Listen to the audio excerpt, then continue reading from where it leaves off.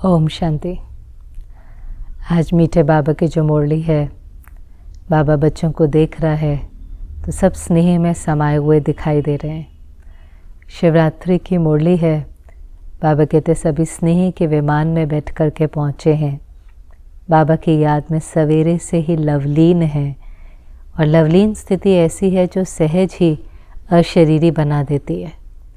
अशरीरी माना पुरानी दुनिया, पुराने संबंध, सब कुछ जो पुराना है, देह का है, देह के पदार्थ हैं, देह की दुनिया है, वो भूल जाए। और ये स्नेह में बहुत ताकत है, ये शक्ति है प्यार की।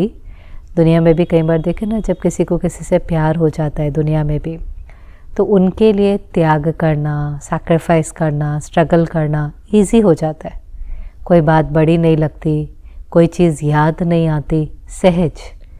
ऐसे ही बाबा कहते हैं कि जिन्हों को सिर्फ बाप का परिचय नहीं है, सिर्फ श्रीमत पर नहीं चलते, लेकिन लवलीन है, सर्व संबंध बाबा से हैं, प्यार में समाये हुए हैं, उनके लिए अशरीरी होना, अव्यक्त स्वरूपधारी बनना भी बहुत सहज है। बाकी तो आज शिवरात्रि है, शिव जयंती है, तो खास शिव बाबा, ब्रह्मा बाबा बच्चों से मिलन मनाने आए हैं। और बहुत ही न्यारा प्यारा दिन है, जो बच्चों का भी जन्मदिन और बाप का भी जन्मदिन।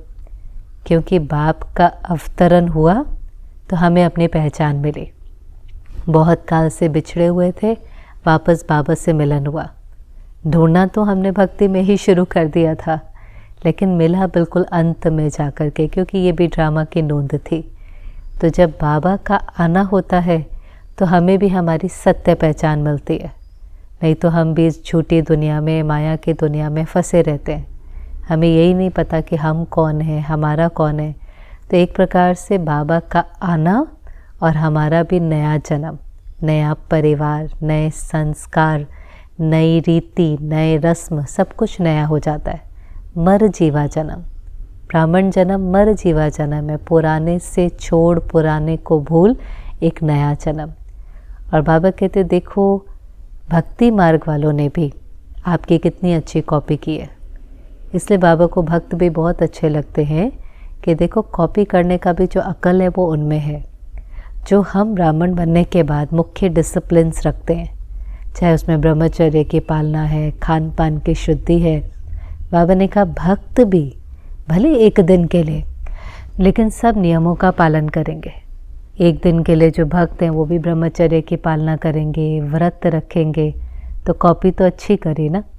हमारे जो इस जन्म के, श्रेष्ठ जन्म के, इस अलौकिक जन्म के, दिव्य जन्म के जो डिसिप्लिन्स हैं, उसका यादगार वो मनाते हैं।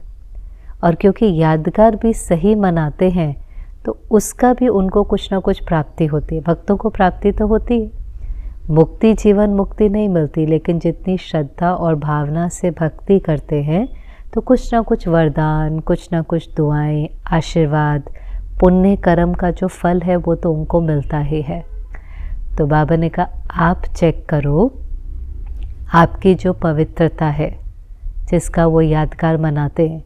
क्योंकि पवित्रता ब्राह्मण जीवन का जन्म सिद्ध अधिकार है। फाउंडेशन भी है, मर्यादा भी है, पर्सनालिटी भी है, रॉयल्टी भी है। बहुत मूल्याँ प्योरिटी पर चली। यही प्योरिटी दिव्यता के रूप में औरों को दिखाई देती है, औरों को डिविनिटी के रूप में दिखाई देती है, चेहरे और चलन से। पर बाबा ने कहा पहले आप चेक करो, पवित्रता में सब पक्के हैं, 100% हैं, प्यार में तो मेजॉरिटी सब पास है। हर बार बाबा कहता है, और प्यार मिलता है इसीलिए हम आते हैं। उसके बाद श्रीमत पर कोई कितना चल सके, यथाशक्ति है, नंबरवार है, लेकिन स्नेह नहीं होगा तो क्यों आएंगे। भगवान से स्नेह, ब्राह्मण परिवार से स्नेह, अपने पाठ से स्नेह, तो प्यार में तो सभी पास है, मेजॉरिटी पास है। लेकिन बाबा ने कहा प्योरिटी, और फिर हमारी प्योरिटी कोई ब्रह्मचर्य की पालना ही नहीं है, तो केवल तन की नहीं, लेकिन मन में भी, मनसा, वाचा, कर्मना, संबंध, संपर्क, स्वप्न में भी बाबा कहता है आपको कोई अपवित्रता टच नहीं कर सकती। फाइनल स्टेज ये है कि बिल्कुल सबकॉन्शियस माइंड से भी इतने पवित्र, वहाँ भी देह भान नहीं है, वहाँ भी कोई देह की दुनिया के आकर्षण नहीं है, कोई डिज़ायर नहीं है, कोई लस्ट नहीं है, ख़त्म। पाना था सो पा लिया, बिल्कुल अंदर क्लीन और क्लियर है, प्योर, ट्रांसपेरेंट। क्योंकि बाबा कई बार कहता है सत्यता ही पवित्रता है। तो अंदर बिल्कुल श्रीमत के अनुसार, सत्यता माना श्रीमत, संकल्प भी श्रीमत के अनुसार। कोई संकल्प ही विकल्प, विकारी संकल्प नहीं हो सकता। निर्विकारी संकल्प, निरसंकल्प। तो संकल्प तक भी बाबा कहता है चेक करो। स्वप्न भी ऐसे हो जिसमें बाबा की याद हो या सेवा समाई हो, तो कहाँ तक आपकी प्योरिटी है उसको चेक करते जाओ। क्योंकि शिवरात्रि का दिन है, तो बाबा कहता है कि वैसे तो दोनों का जन्मदिन है, लेकिन बाबा क्या चाहता है, हर पिता क्या चाहता है कि बच्चे या तो उससे भी, बाप से भी आगे चले जाएं तो खुशी होती है, नहीं तो कम से कम बाप समान तो बने। और बाप समान बनना क्या, अब हम बाबा से आगे तो नहीं जा सकते, ऑलमाइटी अथॉरिटी एवर प्योर से आगे तो जाने का सवाल ही नहीं है, लेकिन बाप समान, जो कहते हैं God made man in his own image, इतने समान हो गए कि फ़र्क ही नहीं पता चला। इसीलिए तो उन्होंने श्री कृष्ण को भगवान मान लिया, धर्म स्थापकों को भगवान मान लिया, क्योंकि इतने समान। श्री कृष्ण पहली आत्मा, पहला पत्ता, इतना पवित्र, इतना प्योर, ये कोई अंतर ही नहीं रहा। ये तो अब समझ में आया कि परमात्मा निराकार है, देहधारी है ही नहीं, इससे श्री कृष्ण हो नहीं सकता। लेकिन अगर देहधारी होता तो फिर श्री कृष्ण को वो टाइटल देना सही था, क्योंकि बाबा भगवान भगवती बना देता है। सर्वगुण संपन्न, 16 कला संपूर्ण, संपूर्ण निर्विकारी, मर्यादा पुरुषोत्तम, अहिंसा परमो धर्म। हाँ, लेकिन परमात्मा की जो एक और कई महिमा है जो देहधारी की नहीं है, वो जन्म मरण से न्यारा है, वो एवर प्योर है, वो विदेही है, वो निराकार है, वो इन बंधनों में नहीं बंधता। बाकी तो इतना बाबा समान बना देता है कि देखो, सबसे बड़ी भूल ही ये हो गई कि गीता का भगवान जो शिव है उसकी जगह क्या कह दिया, श्री कृष्ण है, क्योंकि समान इतना बना दिया ना। समान हो जाते हैं तो फिर कन्फ्यूजन हो जाता है, जैसे ट्विन्स होते हैं समान, तो कई बार कन्फ्यूजन हो जाता है। तो बाबा ने कहा समान किसको कहेंगे, अभी बाप समान बनना माना आपकी सूरत से बाप की मूरत दिखाई दे। अब वो सूरत में कैसे दिखाई दे, बाप संपन्न है, तो संपन्न माना आपकी जो सूरत है उसमें संपन्नता, भरपूरता दिखाई दे, खालीपन नहीं दिखाई दे, कंटेंट, संतुष्ट दिखाई दे।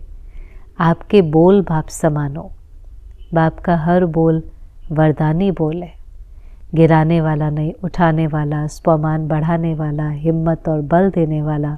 तो हमारे भी बोल बाप समान वरदानी हो जाए।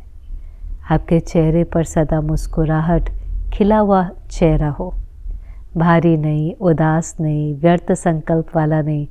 बाबा ने कहा ऐसा जैसे खिला हुआ गुलाब होता है, बाबा को होता है बाबा का लास्ट बच्चा भी गुलाब की तरह हो, खिला हुआ हो। और हम अपने चेहरे कभी कभी देखें तो पता ही नहीं चलता है, चेहरे पर मेहनत नहीं करनी होती। लोग कहते हैं आप लोग के चेहरों पर इतना ग्लो कैसे है, चेहरे पर मेहनत नहीं करनी होती। चेहरा मन का दर्पण है, तो मन में अगर उदासी है, मन में खालीपन है, मन में नेगेटिविटी है, आप चेहरे का कितना भी मेकअप कर लो, लेकिन वो प्योरिटी की जो ग्लो है वो आ ही नहीं सकती। लोग कितनी आजकल मेहनत करते हैं बाहर से सुंदर दिखने की, पर ये सुंदरता तो प्योरिटी की है, ये रॉयल्टी प्योरिटी की है। तो अंदर मन में अगर उदासी नहीं है, मन उमंग उत्साह है, हिम्मत है, खुशी है, नशा है, भगवान के महिमा के गीत गा रहे हैं, स्वदर्शन चक्रधारी हैं, अंदर भरे हुए हैं, पाना था सो पा लिया, तो वो मूर्त से दिखाई देता है, वो सेवा करता है। लेकिन बाबा ने कहा कई बार आप क्या करते हो, बाबा माया आ गई। अब माया का तो काम है आना ना, क्योंकि राम राज्य तो है नहीं, रावण का राज्य है।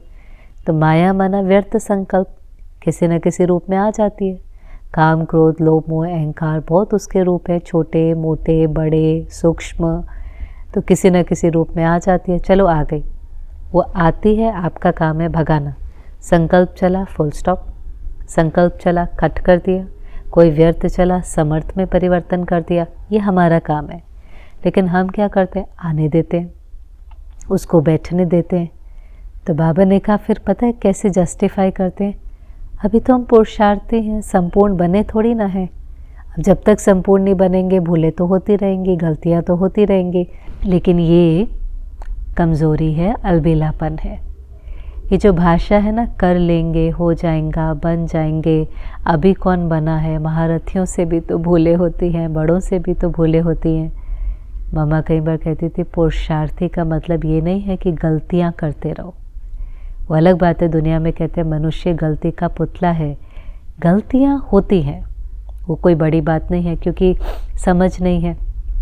लेकिन एक गलती दोबारा रिपीट होना ये पुरुषार्थी की निशानी नहीं है। पुरुषार्थी से गलती हो सकती है, लेकिन बार बार वही गलती करता रहे, वो पुरुषार्थी नहीं है, वो कमज़ोर आत्मा है। वो अपनी कमज़ोरी पर मेहनत नहीं कर रहा, परिवर्तन नहीं कर रहा, बार बार वो हिसाब किताब बना रहा है। करते करते वो आत्मा दिल शिकस्त हो जाती है, इतना हार्ट फेल हो जाती है कि उसका निश्चय ही बाबा ड्रामा से उतर जाता है। और फिर जो बाबा कहते सुनंती, कथंती, भागंती, ये वही है, क्योंकि चलाते रहते हैं, चलाते रहते हैं। बड़े ते बड़ा जो विकार है, जो परिवर्तन होने नहीं देता, वो है आलस्य। आलस्य हमारा बहुत बड़ा दुश्मन है, लेज़ीनेस बहुत बड़ा दुश्मन है। जब तक हम आलस्य के ऊपर जीत प्राप्त नहीं करते, अलबेलेपन के ऊपर, तब तक हम कभी भी संपन्न और संपूर्ण बन ही नहीं पाते। तो बाबा ने कहा ये माया को बैठने नहीं दो। किसी भी चीज़ को बैठने देंगे तो वो तो आकर के बैठ जाएंगे, लेकिन उसका काम है आना और आपका काम है उसको भगाना। क्योंकि ये बाबा की चाहना है कि हर एक बच्चा गुलाब के फूल की तरह सदा मुस्कुराता हो, हर एक की मूरत से बाप प्रत्यक्ष हो, रचना को देख कर के कहें इनका रचता कौन है। और उसके लिए बाबा ने जो इस समय पुरुषार्थ बताया, जो पिछले हफ्ते के मुरली भी थी, कि अपने अंदर साइलेंस पावर को जमा करो, मन को शक्तिशाली बनाओ। मन जीत जगत जीत होता है। तो मन अगर शक्तिशाली है तो उसकी निशानी क्या होगी? पहले तो बाबा ने कहा ऐसा समय आने वाला है। समय की समीपता का इशारा बाबा देता रहता है कि बच्चे रिहर्सल होते होते रियल हो जाएंगे। अचानक होगा, अलर्ट रहो। उसके लिए अभ्यास चाहिए। आप एवर रेडी रह सकें उसके लिए बहुत काल का अभ्यास चाहिए। ऐसे ही होता है। बाबा देखो डराता नहीं है, लेकिन प्रिपेयर तो करेगा ना। आज दुनिया में भी जो हमारी डिफेंस फोर्सेस होती हैं, अब युद्ध पता नहीं किस दिन होगी, लेकिन हर एक को पता है कि ये जो नेबरिंग कंट्री है इसमें रिस्क है, ये हमारे दुश्मन हैं, कभी भी जंग छिड़ सकती है। तो वो कितने पहले से उस चीज़ की प्रैक्टिस करके अपने को तैयार करते हैं।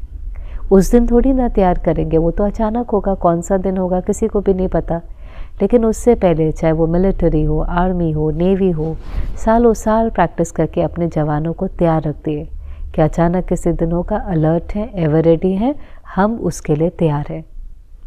ऐसे ही माया कोई बता के वार थोड़ी ना करती है, परिस्थिति बता कर थोड़ी ना आती है, कोई बता करके हमारी निंदा और इंसल्ट थोड़ी ना करता है। अचानक सारे पेपर अचानक आते हैं। और इसलिए बाबा कहते हैं अचानक के लिए अलर्ट चाहिए, बहुत शक्तिशाली मन चाहिए। शक्तिशाली मन क्या होगा उस समय पर, जो समय आएगा बहुत ही, जो बाबा कहते हैं उस समय साइंस के साधन भी काम नहीं करेंगे। साइंस अति में जा रही है, लेकिन साइलेंस को उससे भी अति में जाना होगा, क्योंकि उस समय सिर्फ साइलेंस पावर काम करेगी। आपको पिछली मुरली याद होगी, बाबा ने कहा धर्म सत्ता, राज्य सत्ता, साइंस की सत्ता, जब तीनों काम करना बंद कर देंगे तो साइलेंस की सत्ता, ईश्वरीय सत्ता, शांति की शक्ति जो जमा की हुई है वो काम में आएंगी। क्योंकि उस शांति की शक्ति से आप कैच कर सकेंगे। उस समय कोई भी साधन नहीं होंगे, लेकिन आपका मन अगर शांत होगा, साइलेंस पावर होगी, हलचल नहीं होगी। बाहर हलचल है लेकिन आपके मन में हलचल नहीं होगी, तो आप बाबा की टचिंग को कैच कर पाएंगे, डायरेक्शंस को, इशारों को, श्रीमत को कैच कर पाएंगे। अब क्या करना है? मन जितना शांत होता है उतना क्लटर और कन्फ्यूजन नहीं होता। मन जब बेचैन और अशांत होता है, समझ ही नहीं आता क्या करना है, ये करें नहीं करें, जाएं नहीं जाएं, इससे पूछें, डिसीजन नहीं ले पाते। कन्फ्यूजन है, क्लैरिटी नहीं है। लेकिन जब मन शांत हो जाता है, क्लैरिटी है, वही संकल्प उठता है जो करना है। निर्णय लेने में डिफ़िकल्ट नहीं होता, करना है या नहीं करना है, कन्फ्यूजन नहीं होता। तो उस समय पर वायरलेस कनेक्शन होगा, कोई साइंस के साधन नहीं, वायरलेस कनेक्शन। और उसके लिए हमारी मन बुद्धि बहुत क्लीन क्लियर चाहिए, वाइसलेस चाहिए। अगर मन बुद्धि के अंदर व्यर्थ होगा, सेवा के प्रति, साथियों के प्रति, समय के प्रति व्यर्थ है, तो कैच नहीं कर पाएंगे। ये डिस्टर्बेंस है, उस संकल्प को, बाबा की टचिंग को कैच नहीं कर पाएंगे। इसलिए बाबा ने कहा साइलेंस पावर को भरो, और उसकी निशानी है टचिंग कैचिंग पावर बहुत अच्छी होगी, अभी भी होगी। अभी भी कोई बोलेगा नहीं, लेकिन आप उसके संकल्प कैच कर लेंगे। वो बोले उससे पहले आप बोल देंगे। वो कहेंगे आपको कैसे पता चला? आप कहेंगे बस मुझे फील हो रहा था। वो फील हो रहा था क्या? आपने उसके बोलने से पहले उसके संकल्प को कैच कर लिया।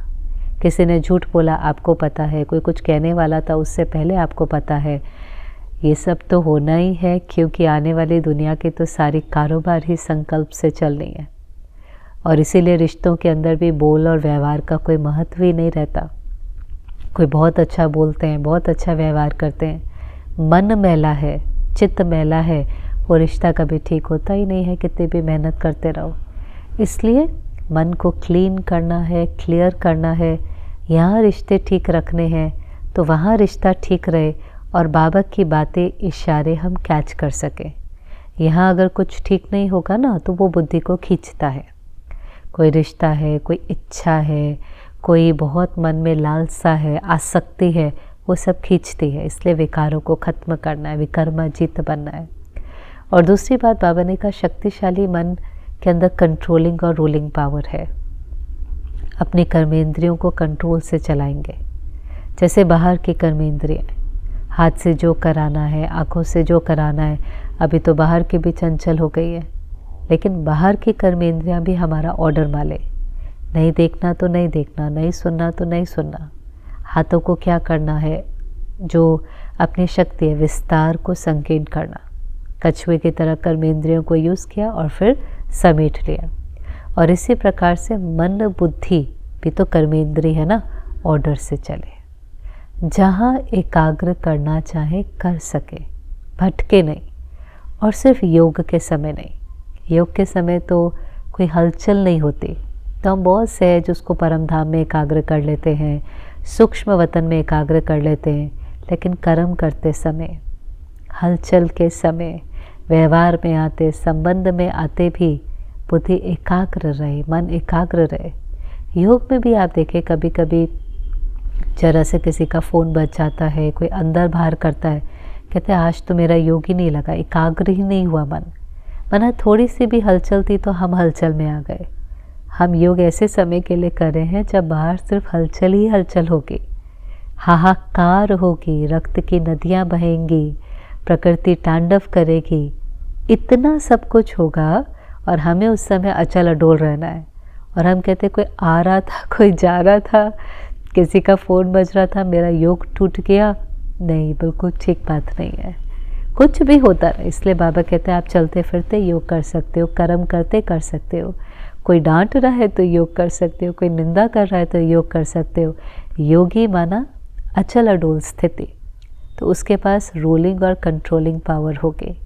और इसलिए बाबा ने कहा इस समय इस शांति की शक्ति को अपने अंदर जमा करो। जैसे ब्रह्मा बाबा का बाबा ने उदाहरण दिया, पिछली मुरली में बाबा, मम्मा, दादी तीनों का उदाहरण दिया था कि ब्रह्मा बाबा ने कैसे अपने अंदर शांति की शक्ति को जमा किया, और फिर इस शांति की शक्ति को अपने प्रति भी यूज़ किया और शांति की शक्ति को फैलाया। सवेरे के समय, अमृत वेले के समय, अगर कोई अनन्य बच्चा जिसको कोई शारीरिक तकलीफ़ हो, कोई हलचल में हो, किसी की बुद्धि भटक रही हो, मन भटक रहा हो, बाबा सकाश देता था। ये सकाश उन्हों के लिए सहयोग है, ये भटके हुए मन को भी शांत कर देता है। और इसीलिए जो अनन्य बच्चे थे जब हॉस्पिटल में होते थे तो कहते थे बिल्कुल दर्द महसूस नहीं होता, ऐसा लगता है कुछ सकाश दे रहा है। उनको वो सहयोग महसूस होता था, नहीं तो उनको बहुत सफरिंग होनी चाहिए थी, बहुत भोगना होनी चाहिए थी, पर जैसे कोई उनकी सफरिंग, कोई उनकी भोगना को काट रहा हो। हमें भी कितने लोग आकर के कहते हैं आप हमारे लिए योग करना, हमें भी पता है कि उनके भाग्य में उनके कर्मों के अनुसार ही होना है, लेकिन हम सकाश तो दे सकते हैं, हम सहयोग तो दे सकते हैं। कई बार हम उनको हाँ भी कहते हैं, हम कहते हैं हम ज़रूर करेंगे माता जी, हम सवेरे आपको सकाश देंगे, बच्चे को भी सकाश देंगे। हम अगर किसी को वायदा करें, भले 1 मिनट भी करें ज़रूर, ऐसा वायदा नहीं करें, वो बहुत भावना से हमारे पास आते हैं और हम उनके भाग्य को नहीं बदल सकते पर सहयोग दे सकते हैं। तो बाबा कहते इस समय शांति की किरणों का, सकाश का सहयोग दो, और इसलिए समय ही फिक्स कर लो। चलो आपको याद भी नहीं कल किसी ने कुछ कहा था, पर आपके अमृत वेले में या नौमा शाम में 10 मिनट फिक्स है कि ये जिन आत्माओं को सकाश की ज़रूरत है, सहयोग की ज़रूरत है, बल की ज़रूरत है, ये बाबा से शक्तियाँ लेकर के मुझे उस समय उनको देनी है। आदत पड़ जाएंगे, क्योंकि बाबा कहते हैं आप अवतरित हुई हुई आत्मा हो, विश्व कल्याण के लिए आप अवतरित हुए हो। आप जिसको जो चाहिए वो किरणें फैलाते रहो, आप चलते फिरते लाइट हाउस हो। तो शांति की शक्ति को जमा करने का समय भी अभी है। बाबा ने कहा अभी ये बैंक खोली है, दोनों चीज़ों की, श्रेष्ठ कर्मों से जो खाता बनाना है, पुण्य का खाता, और जो शांति की शक्ति अपने अंदर जमा करनी है, ये दोनों चीज़ें अंत में बहुत मदद करेंगे। श्रेष्ठ कर्मों का खाता भी बहुत मदद करता है, धन नहीं उस समय काम आता, धन संभव को संभव करता है, लेकिन श्रेष्ठ कर्म से कमाई हुई दुआएं, पुण्य से कमाई हुई दुआएं असंभव को संभव कर देती हैं। अनजान लोग आकर मदद करके चले जाते हैं। तो श्रेष्ठ कर्मों का खाता और अपने अंदर जो सर्व शक्तियाँ जमा की हैं, जो हमें हलचल में अचल रहने में सहयोग देंगे। पर बाबा ने कहा बच्चे अभी कर लो, नहीं तो बाद में बहुत पश्चाताप होगा। पश्चाताप बहुत ही दर्दनाक फीलिंग है, और ये हर एक को कभी ना कभी अनुभव होगी। जैसे पढ़ने का समय होता है, आपने नहीं पढ़ा, आपकी वो एज निकल गई, आप चाह करके भी नहीं कर सकते। कई जगहों पर होता है ना, इतने साल के बाद आप एग्ज़ाम दे ही नहीं सकते, इतने साल के बाद आप उस चीज़ के लिए अप्लाई कर ही नहीं सकते। बीज बोने का समय होता है, आपने नहीं बोया बीज, सब फसल काट रहे होंगे, आप देख रहे होंगे, क्योंकि जिस समय बोने का समय था शायद हम अलबेलेपन में थे, आलस्य में थे। हर चीज़ का एक समय होता है, फल का भी समय होता है, लेकिन बीज बोने का भी समय होता है, रिज़ल्ट का भी समय होता है, लेकिन एफ़र्ट का भी समय होता है। एफ़र्ट के समय और बीज बोने के समय अगर अलबेले रहे तो जब सबका फल निकल रहा होगा तो क्या होगा? पश्चाताप ही होगा, खून के आंसू आएंगे। इसलिए बाबा कहते कल भी नहीं, स्कूलों में भी हम पढ़ते थे कल करे सो आज कर, आज करे सो अब, पल में प्रलय होगी बहुरी करेगा कब, है ना। पल में तो प्रलय हो जाएंगे, तो बहुरी कब करेगा, फिर कब करेंगे वो चीज़। इसलिए दुनिया में तो लोग इन चीज़ों के लिए कहते हैं, अरे आपका कोई सपना है, आप कोई बिज़नेस करना चाहते हैं, आपने कोई नया कुछ करना चाहते हैं, अभी कर ले, अभी कर ले। वो भी ठीक है, हर्जा नहीं है, लेकिन ये जो अविनाशी खाता है, श्रेष्ठ कर्मों का खाता है, दुआओं का खाता है, साइलेंस की शक्ति का खाता है, ये बैंक तो अभी खुली है। परमात्म मिलन के बिना थोड़ी ना ये हो सकता है। श्रेष्ठ कर्म करने ही कहाँ आते थे, श्रीमत ही नहीं पता थी तो श्रेष्ठ कर्म क्या करते। और साइलेंस का बल कैसे जमा होगा? मन मना भव के बिना कोई साइलेंस का बल जमा होता है। तो जब इतने समय के बाद भगवान मिला है तो क्यों नहीं उसकी याद से हम अपना ये खाता जमा करते, बैंक जमा करते। तो ये विशेष बाबा की आश है, क्योंकि बाबा ने कहा, वायदा किया है, साथ रहेंगे, साथ चलेंगे, साथ राज्य करेंगे, पर साथ जाएंगे तो वो ना जो समान होंगे। बाबा ने कहा विदेशियों को बहुत आदत है हाथ में हाथ लेकर चलने के ना, ऐसे हाथ पकड़ करके चलते हैं। अभी तो भारत में भी देखेंगे, लेकिन पहले भारत में ये कल्चर नहीं था, कोई एक दूसरे का हाथ पब्लिक में नहीं पकड़ता था कभी भी, थोड़ा सा डिस्टेंस। लेकिन विदेश में बहुत नॉर्मल था, अभी तो यहाँ भी नॉर्मल है, हाथ पकड़ करके चलेंगे।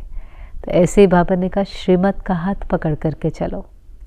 बाप समान बनना है तो बाप की जो श्रीमत है उसका हाथ पकड़ करके चलो, तो बाप समान बनेंगे। बाकी बाबा मना नहीं करता, मनोरंजन भले करो, खाओ पियो, डांस करो, उत्सव मनाओ, सारा संगम युग ही उत्सव है। उत्सव माना ही उमंग उत्साह में रहना। लेकिन एक चीज़, जो बाप समान बनने में, जो बाबा चाहता है कि लास्ट बच्चा भी गुलाब के फूल की तरह खिला हुआ रहे, उसमें जो एक चीज़ विघ्न डालती है, पहले भी बाबा कई बार कह चुका है, वो है मैं और मेरा। मेरे में तो फिर बाबा ने कहा बहुत पास है, क्योंकि मेरा के आगे क्या लगा देते हैं बाबा, पर उसमें भी बाबा ने बहुत मेहनत करी, लेकिन पक्का हो गया। अब जब मेरा कहते हैं, मेरा सो तेरा, मेरा बाबा। हमारा सब कुछ जो था बाबा को सौंप दिया, इसलिए तो बेफिक्र भी हो गए, निश्चिंत भी हो गए, और मेरे के आगे लगा दिया मेरा बाबा। बोझ बाबा को देकर छोटे बच्चे बन गए मेरा बाबा, सर्व संबंध बाबा से हैं। ऐसे बाबा ने कहा मैं, जब भी मैं याद आता है तो उसके आगे लगाओ मैं आत्मा। देखो सारी यात्रा क्या है, ईगो को छोड़ करके बाप समान बनना। और बाप कैसा है, निरंकारी, निराकारी, निर्विकारी, निरंकारी। और मैं और मेरा क्या है, अहंकार और अटैचमेंट, ईगो और अटैचमेंट है। तो बाबा ने कहा सूक्ष्म होती है। अब कई बार पुराना सब छोड़ते हैं, पोजीशन, नेशनैलिटी, पहले तो उसका बहुत होता था ना, मैं हिंदू हूँ, मैं इंडियन हूँ, मैं डॉक्टर हूँ, वो छोड़ा। तो फिर जो अभी कोई सेवा मिलती है तो सेवा का बहुत नशा हो जाता है, मेरी ड्यूटी, मेरी राय, मेरा तरीका। एक शब्द जो बाबा ने कहा याद करो, करन करावन हार। गुलजार दादी बहुत क्लास कराती थी और कहती थी अच्छा पूरी मुरली याद नहीं रहती, चलो वरदान याद कर लो। अच्छा वरदान 4-5 लाइन का उतना भी याद नहीं होता तो स्लोगन की एक लाइन याद कर लो। अच्छा वो एक लाइन भी याद नहीं रहती तो 2 शब्द याद कर लो, मेरा बाबा या अल्फ और बे। अच्छा 2 शब्द भी याद नहीं रहते तो चलो कोई बात नहीं, एक शब्द याद कर लो। और दादी जी कहते थे वो एक शब्द है करन करावन हार। आज मुझे समझ में आता है कि उस करन करावन हार शब्द में इतनी ताकत है कि वो मैं और मेरे को ख़त्म कर देता है। करन करावन हार बाबा है, मेरा बाबा है, मैं निमित्त हूँ। तो निमित्त के भान से बाकी सारा भान, पोजीशन का, आइडेंटिटी का, नाम का, मान का ख़त्म हो जाता है। तो ये छोटा शब्द नहीं है, करन करावन हार, इसको कहीं लिख करके रखे। ना मैंने कुछ किया है, ना मुझे कुछ करना है, कितना हल्कापन आ जाएगा। ना मैंने कुछ किया है तो अभिमान किस बात का, ना मुझे कुछ करना है तो चिंता किस बात की। तो ना अभिमान है और ना चिंता है तो बेफिक्र बादशाह, मौलाई मस्ती नशे में। लेकिन मैंने बहुत कुछ किया है और मुझे बहुत कुछ करना है तो ये चीज़ें फिर अभिमान को पैदा करती हैं। तो इसलिए एक चीज़ जो याद रखें वो है करन करावन हार। और लास्ट में तो बाबा ने कहा अच्छा बच्चे 1 मास के लिए भी ट्राई करो, इसको नेचुरल नेचर बनाओ। जो बाप की नेचर है वो आपकी नेचर है। बाप समान बनो, आपके चेहरे से वो संतुष्टता दिखाई दे, आपके बोल वरदानी हो, आपका खिला हुआ चेहरा हो। वो 1 मास के लिए करो और उसमें 1 दिन भी नहीं छोड़ना। क्योंकि बाबा से कई बार बहुत मीठी मीठी बातें करते हैं, कहते हैं बाबा क्या करें, मेरी नेचर ही ऐसी है, मेरा आवाज़ ही ऐसा है, मैंने क्रोध नहीं किया, मेरा आवाज़ ही तेज़ है। बाबा को उस समय बहुत बच्चों पर रहम आता है कि बच्चे भूल जाते हैं कि मेरी नेचर क्या है। मेरी ओरिजिनल नेचर अनादि, आदिकाल, मध्यकाल, अंतकाल कौन सी नेचर है। आत्मा की ओरिजिनल नेचर है शांति, शक्ति, प्रेम, आनंद, खुशी, ज्ञान, पवित्रता। जो बाप की नेचर है वो मेरी है। बाप ज्ञान का सागर है, रहम का सागर है, शक्तियों का भंडार है, क्रोध का सागर तो नहीं है। तो पहले तो मेरा नहीं कहे। रावण की चीज़ को, पराई चीज़ को मेरा कहने से वो बैठ जाती है। आपकी साड़ी पर दाग लगा है, आप ये तो कहेंगे ना दाग है, आप डिज़ाइन है ये तो नहीं कहेंगे ना, दाग है। अच्छा दाग है, कितना भी कड़ा है, सब्जी का है, मट्टी का है, तेल का है, जंक का है, जिसका भी है, मेहनत करके निकल जाएगा, सॉल्यूशन में डालकर निकल जाएगा। पर पता है दाग है और निकालना है। आपके दाग नहीं, डिज़ाइन है, क्यों मेहनत करेंगे निकालने की। ऐसे हम कहते हैं नेचर है। रावण की चीज़ है, अक्वायर्ड संस्कार है, पुराने संस्कार है, इनको छोड़ना है नहीं, संस्कार मेरे हैं।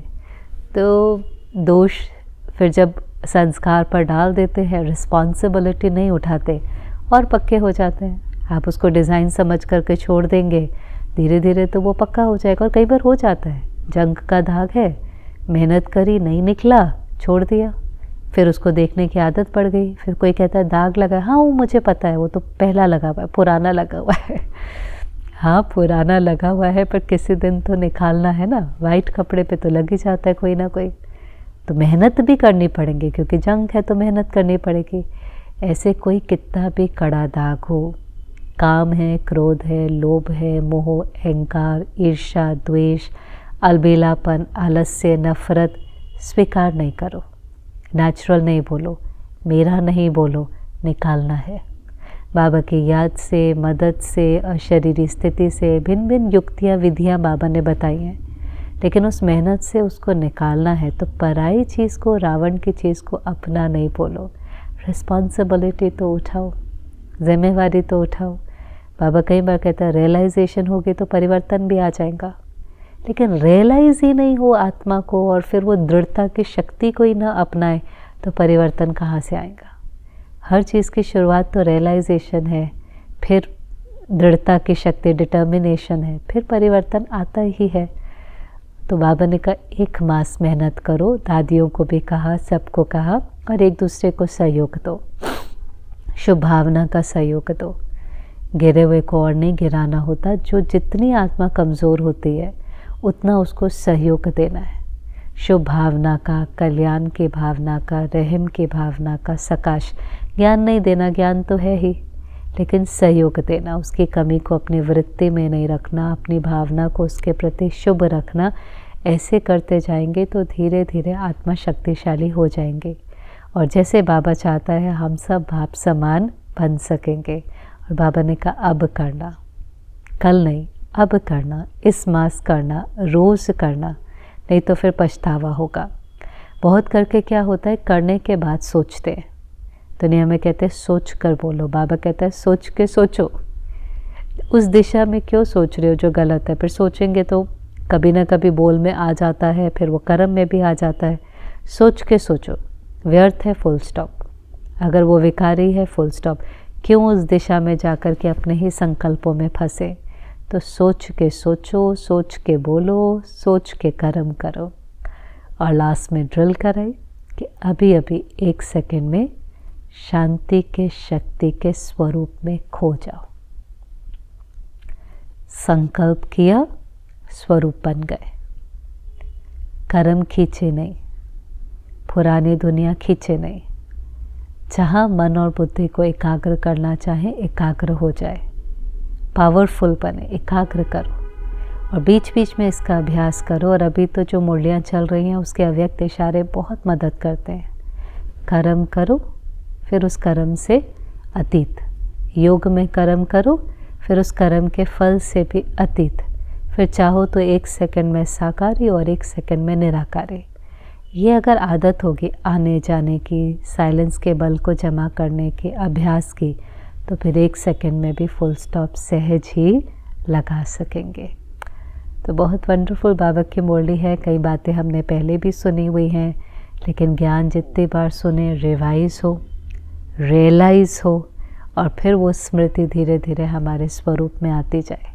तो आज कमेंट में लिखना कौन सा दाग है जिसको आपने चला लिया है, लेकिन उसको चलाना नहीं है, उसको चेंज करना है। तो दाग को लिख के अपने से वायदा करें कि इस मास ज़रूर उसको चेंज करेंगे। ओम शांति।